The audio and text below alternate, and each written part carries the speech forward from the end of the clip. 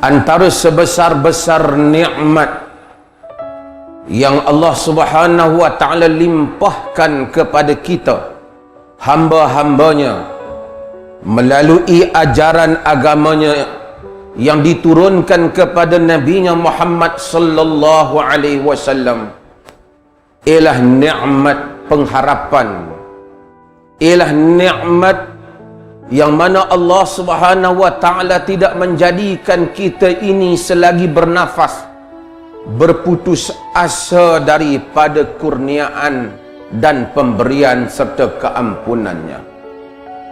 Dijadikan bahawasanya kita ini sentiasa dibuka pintu yang seluas-luasnya untuk keampunan, untuk mencari kurniaannya, untuk meningkat daripada apa yang kita miliki, melebihi daripada apa yang kita ada. Inilah nikmat yang besar yang menjadikan seorang Muslim itu sentiasa hidupnya mempunyai cita-cita dan harapan, senantiasa jiwanya menadah ke langit, mengharapkan Allah Subhanahu wa ta'ala terus memberi dan memberi kepadanya, terus mengkurnia dan memberikan kurnia kepadanya. Berhubung dengan keampunan, Allah Subhanahu wa ta'ala menyatakan di dalam Al-Quran, Qul ya ibadiyalladzina asrafu ala anfusihim la taqnatu min rahmatillah innallaha yaghfirudz dzunuba jami'a innahu huwal ghafurur rahim. Maksudnya, wahai Muhammad, katakanlah, yakni kepada hamba-hamba Allah, wahai hamba-hambaku, yakni hamba Allah, jangan kamu berputus asa dengan rahmat Allah. Jangan kamu berputus asa, jangan kamu kecewa dengan diri kamu. Innallaha yaghfirudz dzunuba jami'a. Sesungguhnya Allah itu mengampunkan segala dosa. Sesungguhnya Allah itu Maha Pengampun lagi Maha Penyayang. Dia melarang kita berputus asa bagi orang-orang yang berdosa, sebesar mana pun dosa yang dilakukan oleh hamba. Pintu keampunan dan taubat sentiasa dibuka kepadanya. Di dalam hadis yang diriwayatkan oleh Imam Muslim, yang diriwayatkan oleh Al-Imam Tirmizi, Nabi SAW menyebut hadis qudsi.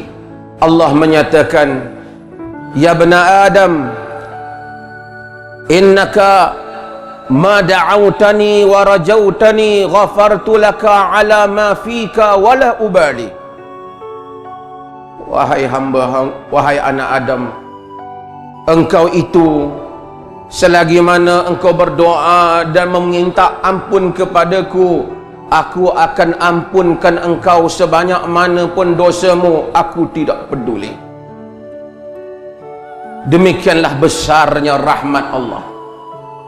Bahkan di dalam hadis yang diriwayatkan oleh Al-Imam Al-Bukhari dan diriwayatkan oleh Imam Muslim, Nabi SAW meriwayatkan daripada Tuhannya secara hadis qudsi, di mana Allah Subhanahu wa ta'ala menyatakan,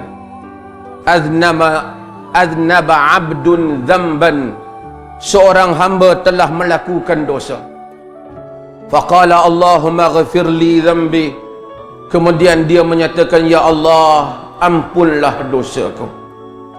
Faqala tabaraka wa ta'ala, lalu Allah respon kepada perkataannya, alima abdi anna lahu rabban yaghfiru dzamba wa ya'khudhu bidzamb.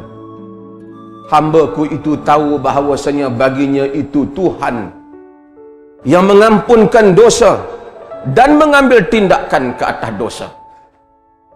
Summa ada fa'aznab, kemudian tidak lama kemudian dia mengulangi dosanya. Dalam dia bertaubat, bersungguh bertaubat, menjaga dirinya, dia mengulangi dosanya. Kemudian dia berkata, Rabbi ighfirli dhambi, wahai Tuhanku, ampunilah dosaku. Faqala tabaraka wa ta'ala, maka Allah subhanahu wa ta'ala menyatakan, abdi adnaba dhanban fa'alima anna lahu rabban yaghfiru dzamba wa ya'khudhu bidzamb. Hamba-Ku itu telah melakukan dosa lagi. Dia tahu baginya Tuhan yang mengampunkan dosa dan mengambil tindakan kepada dosa.